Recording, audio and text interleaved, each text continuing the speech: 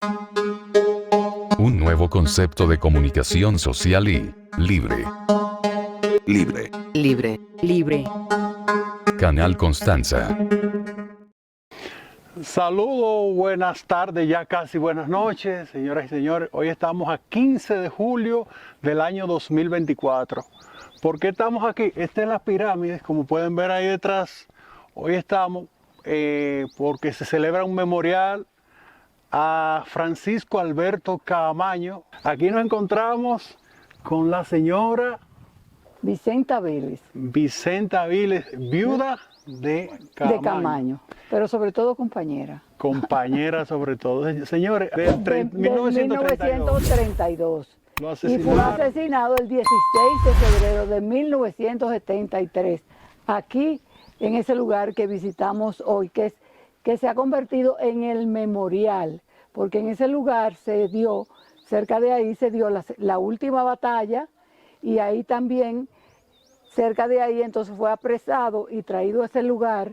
Estuvo durante horas ahí hasta que Balaguer fueron a Santo Domingo para decir lo que había, y Balaguer dijo que ese era un preso que no cabía en una cárcel, que era lo mismo que condenarlo, que asesinarlo. Entonces él fue asesinado ahí en ese lugar, Okay. no donde aparecían los restos, un poquito a la entrada, donde hay ese obelisco, ahí fue Oh, sí. donde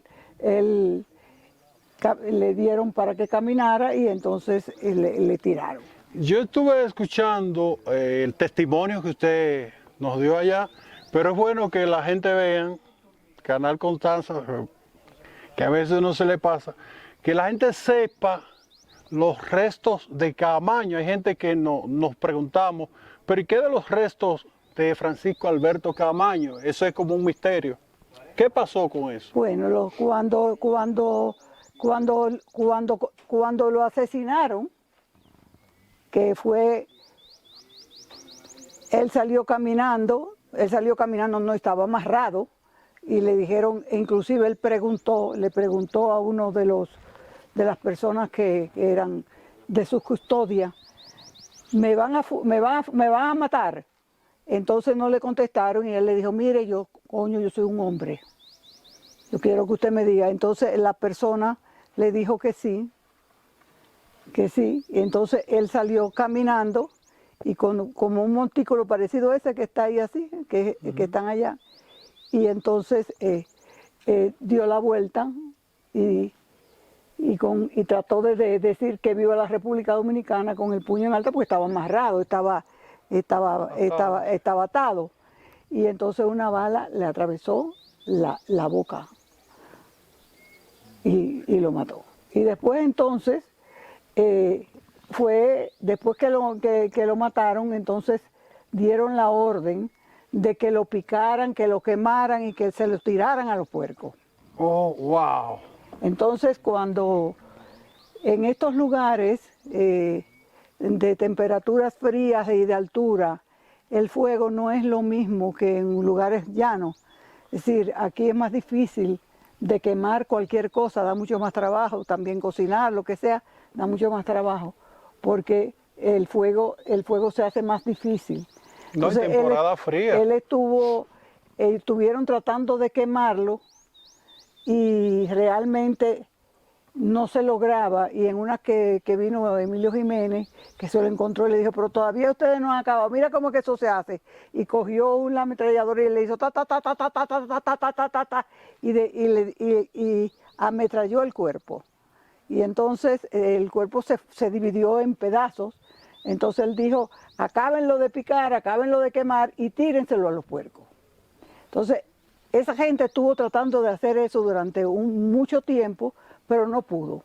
Habían enterrado a Alberto Ladrán José y a Alfredo Pérez Vargas, que habían caído, que ya estaban muertos, y lo habían enterrado en un lugar cercano a donde habían asesinado a Caamaño, y lo habían enterrado. Entonces lo que hizo la persona fue que esos pedazos que quedaron calcinados y quemados, fue que lo puso. Discúlpenos, vamos a movernos, Sí. porque empezó a lloviznar, señor, esto es en vivo.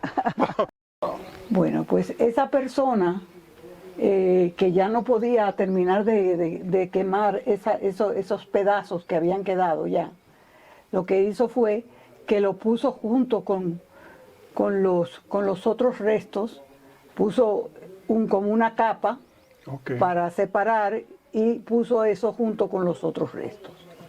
Esos restos estuvieron ahí durante muchísimos años, porque aquí no se podía subir. Esto era un terreno, esto era un lugar que restricción totalmente. Sí, no se podía venir, había que pedir permiso. Inclusive una de las formas en que Claudio Camaño, que fue realmente el que se dedicó a buscar los restos de sus compañeros, inclusive decían que venían con un compañero que era un entomólogo, es que el que de los insectos y mariposas, y que venían a hacer un trabajo y buscar mariposas y no sé cuánto para venir tuvieron que hablar esa... Sí, a buscar y inclusive a veces le daban un dinerito a la gente para que lo dejaran entrar, pero sobre todo era para investigar y para buscar, porque como Claudio había estado en el lugar, pues le servía de referencia ver, en algunos momentos inclusive llegaron a encontrar algún tipo de casquillo, alguna cosa de que realmente era en esa zona. Claudio estuvo cerca de ahí. Claudio es Camaño. Hermano. Claudio no es hermano, es como un sobrino. Un sobrino, pero usted sabe que esas familias que son largas tienen sobrinos, tíos y no sé cuántos, pero tuvo mucho tiempo, desde muy pequeño estuvo al lado de Camaño, ingresó a la policía junto con él y tuvo mucho tiempo y siempre estuvieron juntos en toda la historia militar y después la revolucionaria. Sí, sí. Bueno, entonces el caso es que esos restos fueron muy difíciles de encontrar y después que se encontraron, después porque se le trató inclusive quienes habían participado y en una ocasión inclusive hasta dinero se le daba para que le dieran a uno la información, se lograron rescatar esos restos y se llevaron las autoridades pertinentes que podían decir si esos restos realmente eran, porque no era un cuerpo, no era una cabeza, no era una mano, no era una mandíbula, eran pedazos. Pero se hizo el experticio y se logró, porque inclusive ellos, parece que los Camaños tienen los huesos como muy finos, y es una característica que se comparó con otros familiares, y por el tiempo, por donde se encontraron, por toda una serie, se determinó que eso eran los restos de Camaño. Los restos de Camaño y los restos también de los otros dos compañeros, que también dicen que no son, porque como esos fueron manipulados de diferentes maneras, pues es difícil determinar así, todavía difícil determinar si por un simple ADN si son o no son, porque estaban muy contaminados. Estaban muy contaminados, entonces bueno, esos restos se llevaron. Algunos se entregaron a los familiares y otros se llevaron, en lo de Camaño se llevaron al INACI, no, que era patología forense. No, esos se llevaron a la Máximo Gómez. Al cementerio. Al cementerio y se enterraron junto en una pequeña urna, junto con lo que en la tumba de los soldados desconocidos, que fue donde en abril hubieron muchísimos muertos y entonces se enterraron una cantidad de combatientes en ese lugar, sin nombre, sí, pero que eran, entonces al lado se le hizo, y entonces se llevó los restos de Camaño ahí, que estuvieron ahí hasta que se tomara la decisión de lo que se iban a hacer con esos restos, ¿verdad? Porque Camaño fue presidente constitucional. Sí. Sí, claro. Y además de eso, Camaño fue un hombre que se enfrentó al invasor norteamericano junto con su pueblo, y un hombre que decidió que la República Dominicana debía de cambiar su rumbo y que los dominicanos se merecían un mejor país.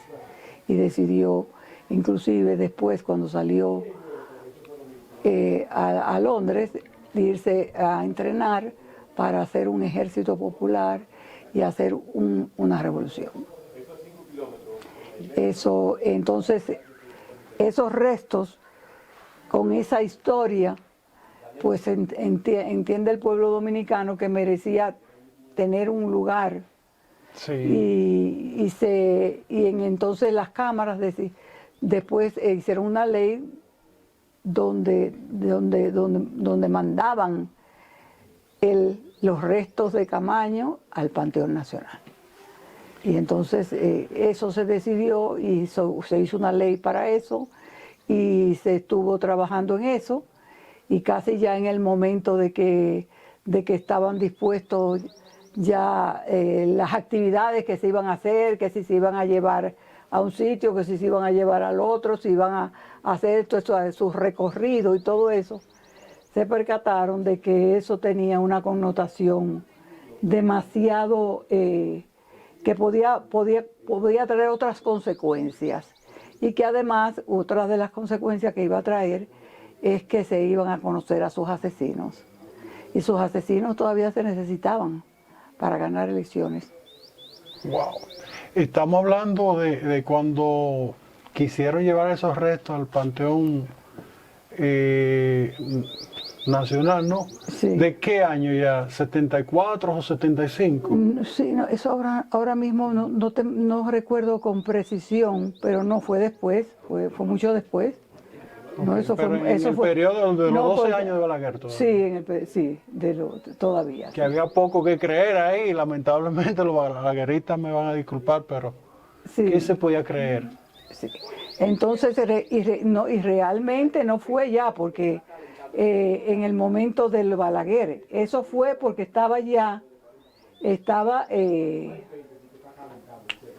porque el ministro de Cultura era José Antonio Jiménez. José Antonio Jiménez fue ministro de Cultura, tengo entendido que en el gobierno ¿En qué gobierno fue? Ahora no. En el de Antonio Guzmán, Jorge Blanco. No, fue después, fue ya mucho después, fue mucho después. El caso es que se inventaron que eso no eran los restos de Camaño, inclusive usaron unos familiares de ellos para que dijeran que eso no podían ser los restos y mandarlo otra vez al INASIF a hacerle un ADN cuyo ADN se determinó que no eran los restos. Cuando ese Ahí asesinato, es que ahora no recuerdo bien la fecha, perdonen. usted no pero estaba prometo en la dársela República bien. Dominicana, ¿no? En ese momento en que aparecieron los restos, ya yo vivía en la República Dominicana, pero en ese momento me encontraba en Cuba. Okay. Estaba en Cuba porque tenía una hija que está estudiando en Cuba y estaba en Cuba. Ustedes procrearon Yo tres hijos. yo viví en Cuba 12 años, Ok. porque tuve los 5 años que estuve con Camaño y 7 porque no me dejaban entrar aquí. Wow. Una pregunta tal vez un poco, Que son los 12 años de Balaguer. tal vez un poco difícil la respuesta, pero ¿qué sintió usted cuando le dijeron mataron a Camaño? ¿Cuál fue el impacto? Bueno, realmente, ¿qué le voy a decir?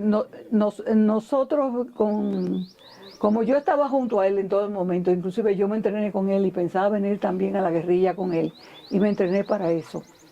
Y estuve involucrada totalmente en eso. Inclusive puedo decirle que no por una razón de que yo era la única persona que podía confiar, pero como yo era la persona, vivíamos en un estado de clandestinidad muy grande, yo era la única persona que estaba siempre 100%. al lado de él, era la persona que conocía realmente todo lo que pasaba, todo el plan completo de lo que era la guerrilla y de lo que eran sus pormenores. Entonces inclusive yo estuve también entrenándome y estaba completamente segura de que realmente en una situación como esa el riesgo es grande.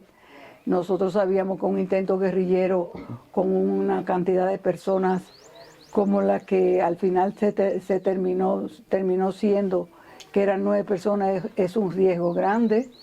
Y realmente uno no es que esté preparado para oír eso, pero de alguna manera también uno sabe, cuando uno está en una cosa que corre riesgo, uno sabe que eso tiene que enfrentar también, que la muerte es una posibilidad. Camaño decía, mientras más difícil, más honor. Y también decía, y lo digo siempre porque así era y ese era su lema, que la lucha es hasta la victoria y la muerte de los humanos. Sí, así es. Entonces uno no se puede proyectar y siempre, nunca, no me gusta cuando la gente dice se inmoló, porque él no vino a morirse, él vino a vivir. Lo que pasa es que por la vida fue que vino. No vino pensando en la muerte, ni vino pensando en el heroísmo, ni vino pensando en el sacrificio. Para él no era un sacrificio, era un honor. Y este era un proyecto en que él estaba involucrado y era responsable de eso. Entonces él se sentía honrado de hacerlo, sabía cuál era su riesgo y cuáles eran sus responsabilidades. Para las personas que nos están viendo, explíquemele. Francisco Alberto Camaño venía de San José de Ocoa. ¿Cuál era su destino? Venía de San José de Ocoa para acá. De Ocoa para acá, ¿no? No, él venía, él hizo, Francisco Alberto, cuando ellos iban a hacer el desembarco, como venían 9 personas, tenía que ser con absoluta clandestinidad, porque usted no puede, un desembarco no fue el de Normandía, que usted tenía una tropa y tenía helicóptero, sí, y tenía un portaaviones, no, eran 9 hombres en un barquito, ¿entiendes? Entonces, pero sí estaban muy preparados, porque ellos estaban bien entrenados para, tanto fue así, que inclusive Hanley compró el barco de desembarco y lo compró para 9 personas, pero parece que se olvidó o se ofuscó y no se dio cuenta que no eran 9, pero eran 9, no en traje de baño, sino eran 9, sí, con fusiles, con mochila, con botas, con una serie. De 3 o 4 Entonces, cuando personas ellos más empezaron a meterse en el barco de desembarco, porque venía el barco y había una lancha de desembarco, empezó a hacer agua, porque tenía más peso de lo que realmente debía de llevar. Y ustedes no sé si saben que tiene que ser con absolutamente silencio, donde no se puede hablar, donde no se puede prender una vela, donde no se puede hacer absolutamente nada, porque el riesgo es muy grande. Entonces, Camaño cuando comenzaron a poner, lo que tuvo que hacer fue dividir en dos. Y una parte vino a nado, porque estaba entrenado y vinieron a nado. Desde allá, de unas cuantas millas, vinieron nadando con su mochila y con su fusil. Entonces ellos estaban entrenados para eso. Lo que sucede es que es una situación de mucho riesgo, una situación de riesgo y algunas cosas que pasan, como pasó, por ejemplo, que se perdió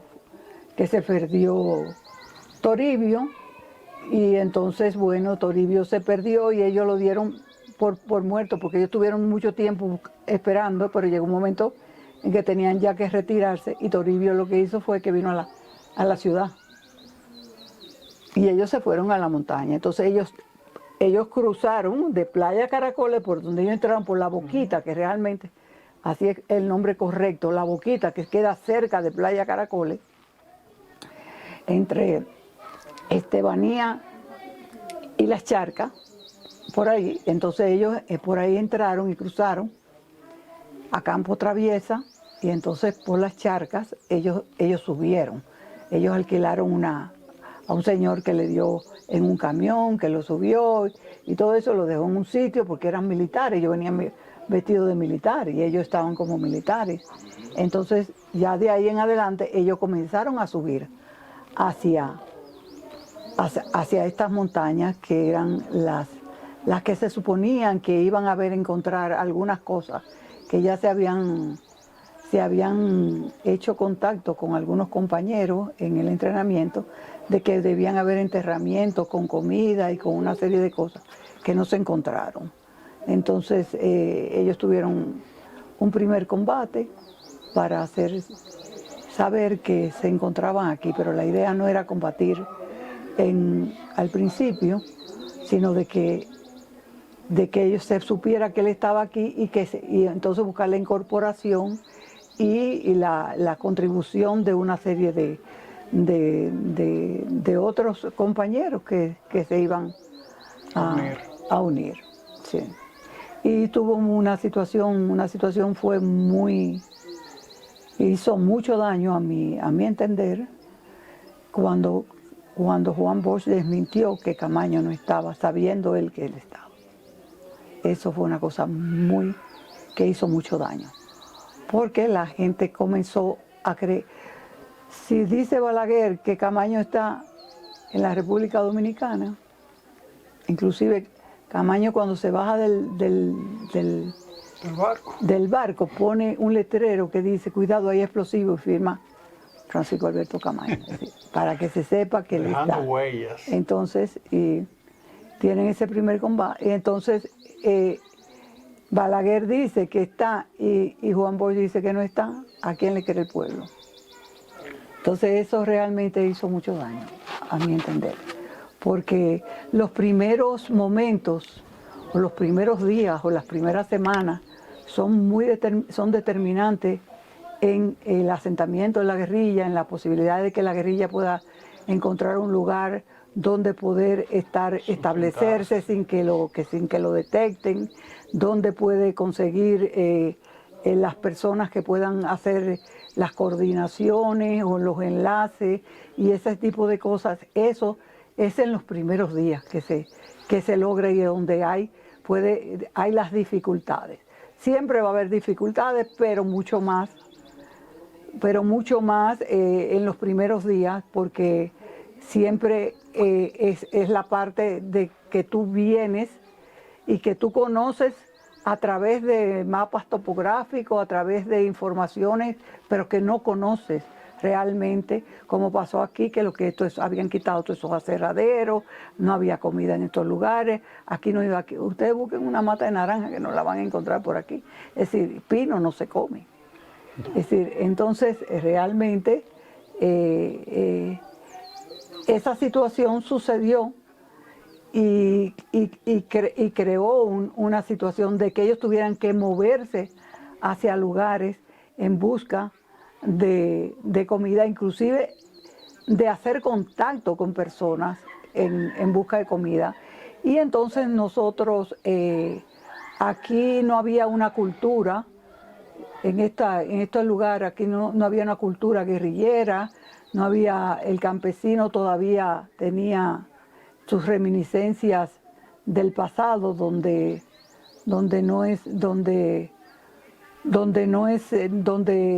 la denuncia es factible, y las personas que podían cooperar en ese momento estaban en sus diferentes lugares y estaban haciendo su trabajo que no era en ese lugar. Así fue. Vaya, 41 años tenía. Sí. ¿Y los hijos? ¿Cómo fue eso para ellos?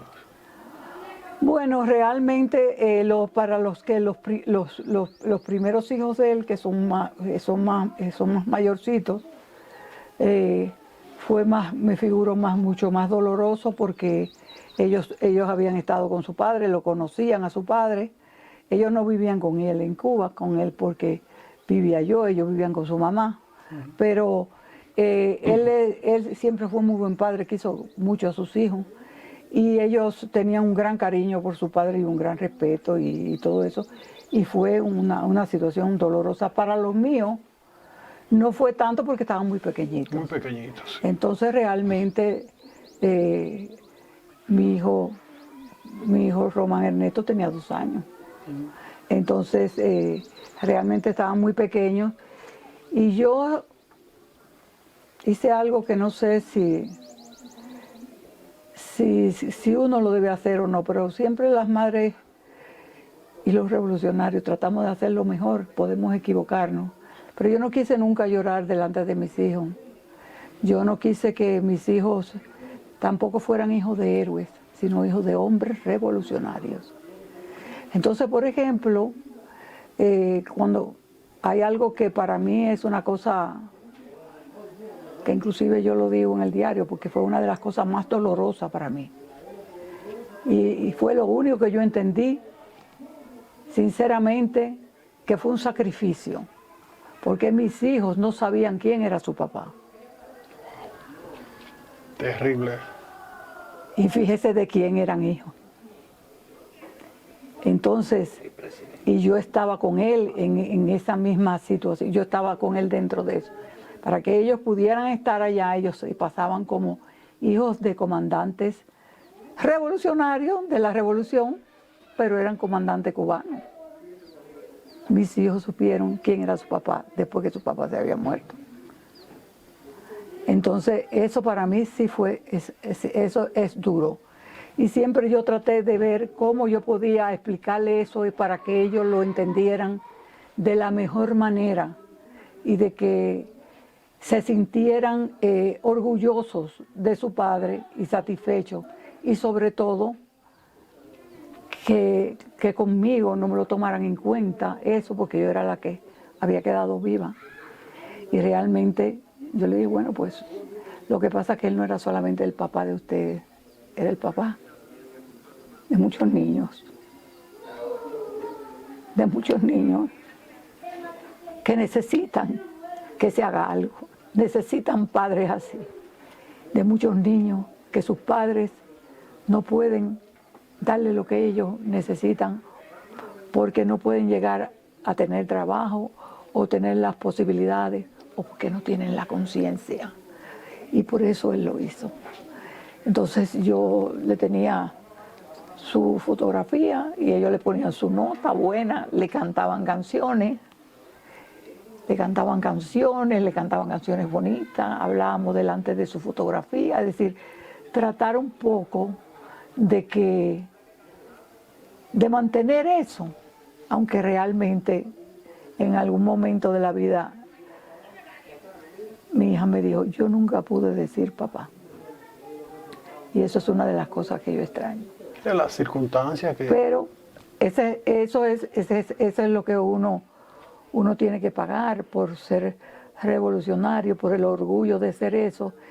Pero yo realmente le digo una cosa, yo me siento tan orgullosa de ese compañero que yo tuve. Yo me siento tan satisfecha de su trayectoria. Es que se siente vivo. Que realmente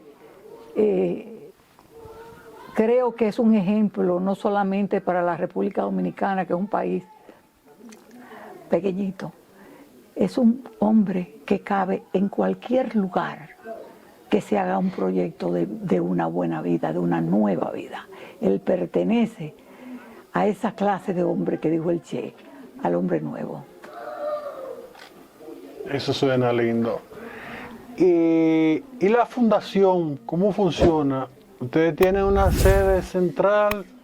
Bueno, sí, nosotros la teníamos antes, la teníamos en la Doctor Delgado, pero ahora nosotros estamos en una nueva reestructuración. Okay. Porque Claudio era el presidente, murió, entonces se quedó el vicepresidente, fue Antonio María, es Antonio María, o fue Antonio María durante un tiempo, porque era el vicepresidente, y realmente casi que trabajaba en San Francisco de Macorís, aunque hay filiales en diferentes lugares del país.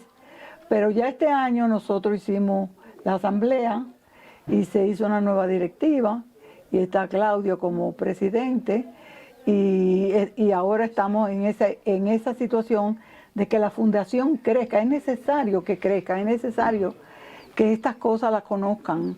La Fundación Camaño, por ejemplo, nosotros no recibimos dinero del Estado, nosotros no le aceptamos dinero al Estado.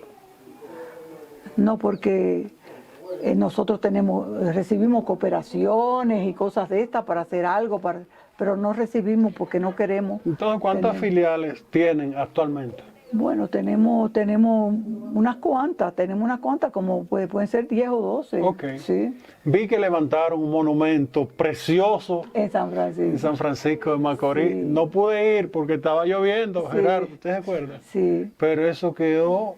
Bueno, nosotros, la fundación trajo aquí un escultor cubano, Enrique Angulo, que inclusive él ha hecho algunos trabajos aquí, aunque no lo ha hecho con figuras políticas.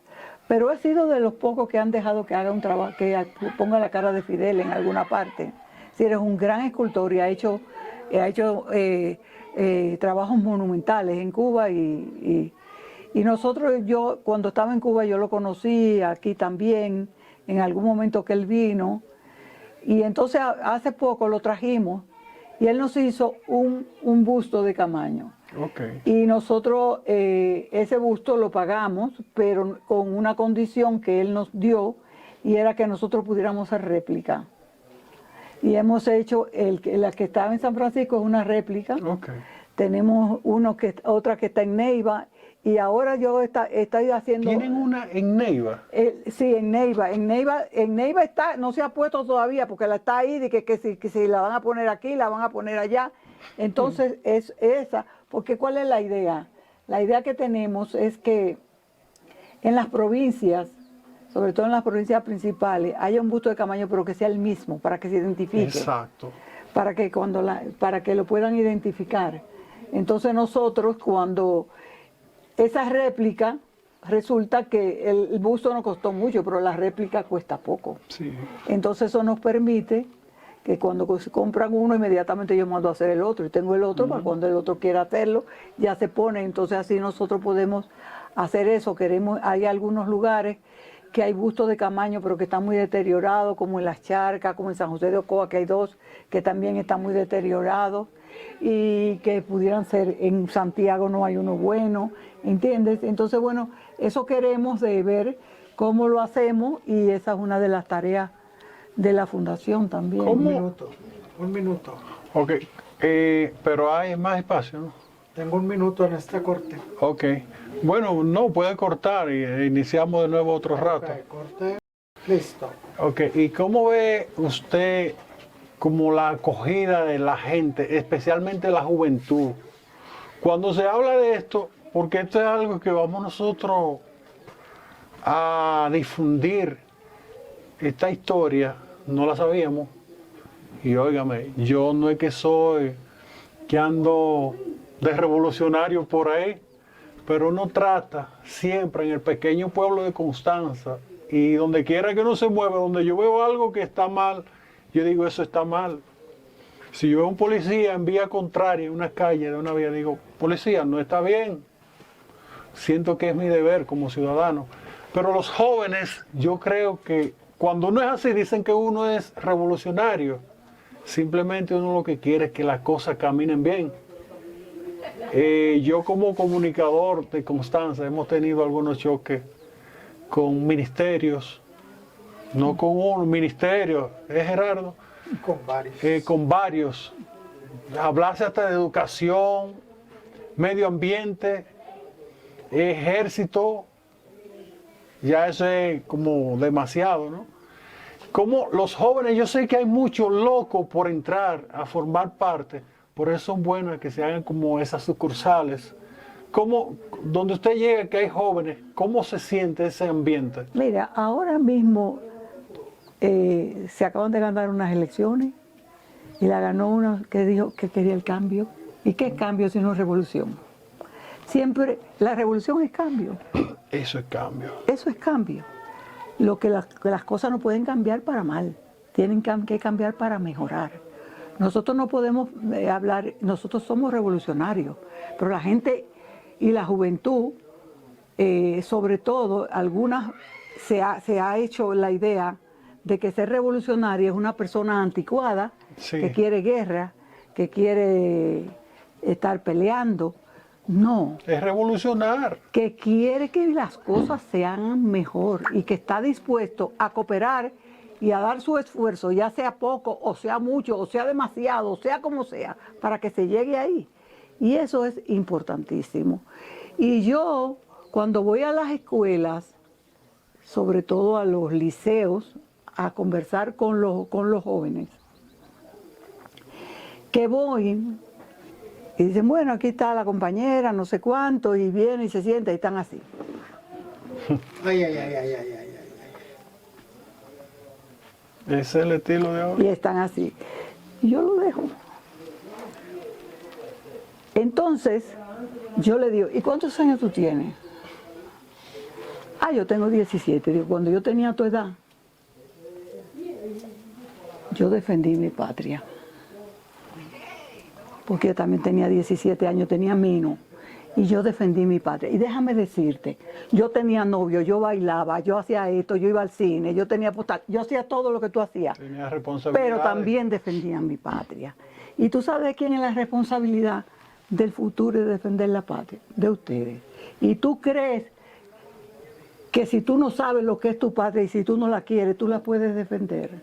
No, de ninguna manera. Entonces, yo pienso que a la juventud tú no le puedes dar sermones. Tú tienes que empoderarla y hacerla responsable. Y yo le digo, yo vengo a decirle lo que yo hice, pero vengo con mi antorcha y te la entrego. ¿Y qué son de cristal ahora? Eso es importantísimo. Yo vengo con mi antorcha y te la entrego, porque ustedes son los que tienen que seguir caminando con ellas. Nosotros estamos dispuestos a ir detrás de ustedes, de asesorarles, de darle hasta nuestra vida si ustedes la necesitan. Pero ustedes son los que tienen que ir abriendo el camino de esta sociedad y tienen que hacerlo, como no, de una manera moderna, como dicen a su manera. Pero los valores son siempre los valores de un pueblo. La ética, la moral, el respeto, son sumamente necesarios. Y la conciencia se hace con valores y con conocimientos. Ustedes tienen que llenarse de conocimientos, no solamente de matemática, no solamente de software. Ustedes tienen que conocer su historia, ustedes tienen que conocer a dónde ustedes nacieron, quién fue que los parió esta tierra, qué fue lo que Claro, hizo, la historia. para que ustedes llegaran a donde ustedes han llegado. Y ustedes, el día que tengan que defenderla, ustedes la van a defender exactamente igual que nosotros lo hicimos. De corazón. Eso es lo que va a pasar. Wow. Son palabras que conmovedoras. Siempre y cuando ellos estén dispuestos a escuchar. Es que nosotros tenemos que llegar adentro, nosotros tenemos que meternos dentro de ellos, nosotros Sí. tenemos que hacer, porque, ¿cómo te diré? Antes en las escuelas nosotros estábamos trabajando y ser éticos, ser moral, pero ya eso no se habla, de eso no se habla. Entonces nosotros tenemos que buscar la forma de llegarle a la juventud, porque la juventud, yo los veo ahora bailando el dembow, ese Sí. que es muy, muy feíto, por cierto, no me gusta mucho, pero yo bailaba rock and roll y me movía más que ellos, y me metía por abajo, y lo hacía. Y yo defendí mi patria y cogí un fusil y le tiré tiro a los yanquis. Entonces, bueno, realmente, Que eso a no pesar quita. de todo había respeto. Y estuve al lado de un compañero que es un símbolo latinoamericano, es decir, y yo todavía no he querido, yo no he perdido Esos valores. ni mis valores, ni he perdido mi feminidad, ni he perdido mi deseo de seguir viviendo y de seguir haciendo cosas por mi patria. Y bailo son, y bailo merengue, y bailo de todo. Está llena de vida, distinguida. Sí, Wow. así es. No, pero este ha sido un momento para mí. Yo creo que Constanza debe sentirse llena de orgullo de tener esta gente aquí hoy en esta conmemoración, ¿no? Porque una persona así, yo hace mucho que quería encontrarla. El día que estaba la feria, Gerardo, nosotros la buscamos. Uy, sí. No, ya se fue. Wellen Valenzuela, Wellen no, ¿quién fue? Juan Carlos Durán, el del FEDA, Sí. dijo, primo, familia, pero porque aquí somos casi todos familia. Sí, porque es que yo le dije, pero ¿cómo va a ser que Constanza no tenga una conciencia revolucionaria? Si aquí es que han llegado todos los que han querido hacer algo por esta patria, ¿cómo va a ser? No son los pinos, son la gente. Aquí hay mucha gente buena. Entonces eso es lo que hay que, ¿cómo va a ser posible? Nosotros tenemos que decírselo eso a la juventud. Nosotros tenemos que decirle eso a la juventud para que lo sepa, que eso es así. Aquí donde nacen los ríos, aquí donde estamos más cerca del cielo, aquí donde hay más transparencia, la transparencia que nosotros quisiéramos en nuestro país, la hay aquí en este país, en este lugar. Aquí, ¿cómo va a ser posible que no se dé una juventud sana, revolucionaria, y cuando digo revolucionaria, que sea capaz de hacer las cosas bien y de hacer los cambios necesarios para que este lugar, Constanza, sea un ejemplo en la República Dominicana? Si aquí se da de todo, si aquí hay tierra, si aquí hay agua, si aquí hay gente, si aquí hay montañas, si aquí hay llano, ¿cómo no va a ser posible? ¿Cómo no va? Si aquí se han hecho batallas, si aquí se ha venido a defender la patria, si aquí hay un clima maravilloso, entonces aquí no falta nada. Pero ahora tenemos... Entonces nosotros tenemos que trabajar con la juventud. Tenemos una nueva administración. Yo creo que el alcalde, junto con ustedes, van a hacer una filial, se anda cocinando algo por ahí. Sí, nosotros queremos venir porque es que nosotros venimos 2 o 3 veces al año, sí, y tenemos que venir y tenemos que cooperar, además no solamente en eso, hay cosas que se pueden coordinar. Hay cosas que se pueden resolver. Cuando la unión hace muchísimas cosas. La unión nos da unas grandes posibilidades, porque la unión de muchas cosas hace una cosa grande. Claro. Entonces eso es lo que nosotros queremos. Dicen que las pequeñas cosas cuando se juntan son más grandes que las grandes. Así mismo es, así mismo es. Nada, pues para mí es un placer. No, y muchas gracias para ustedes que me den esta oportunidad, porque yo pienso que con el fusil se hicieron cosas, pero ahora hay que hacerlo con la palabra, hay que hacerlo con la acción, hay que hacerlo con el día, hay que hacerlo con amor. Así es, bueno, pues un placer tenerla por acá. Gracias a Gerardo Ramírez en cámara. Esto es para Canal Constanza y nosotros estamos en Facebook, TikTok, Instagram, YouTube, en toda parte que pueda aparecer por ahí estamos. Bendiciones, es un placer.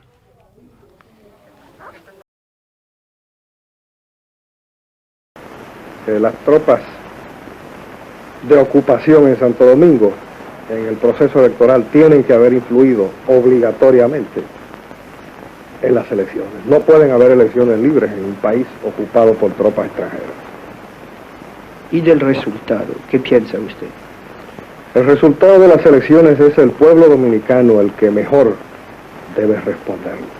¿Hubo fraude? Esto también tiene que contestárselo el pueblo dominicano. Primero quiero aclarar lo siguiente. La lucha del pueblo dominicano contra el invasor extranjero en la revolución constitucionalista tuvo como base principal, en principio, traer de nuevo el gobierno constitucional que presidía el profesor Bosch. Este gobierno se lo dio al pueblo en elecciones libres y democráticas en el año 1962 y fue derrocado por un golpe de Estado militar que, para desgracia de los dominicanos, le hizo más daño al país que lo que quizás le hizo Trujillo en muchos otros tiempos de su historia. Creo también que es el pueblo dominicano quien debe a sí mismo contestarse si este proceso electoral les resuelve su situación económico-social. Servirle mejor a los intereses de mi país, estudiando, organizándome para el futuro. Nadie sabe todavía las cosas que pueden suceder en la República Dominicana. El pueblo dominicano espera de sus hijos, de sus hombres, que lo den todo en bien del conglomerado nacional. Aunque yo no soy político, ni nunca he deseado serlo, no solamente como político se le sirve al país, también se le sirve como militar, defendiendo los intereses de la nación y luchando contra cualquier invasor, viniere de donde viniere, que vuelva de nuevo a pisotear nuestra soberanía nacional. Además, aún también siendo militar, es necesario ampliar los conocimientos en todos los aspectos para servirle ampliamente a su patria.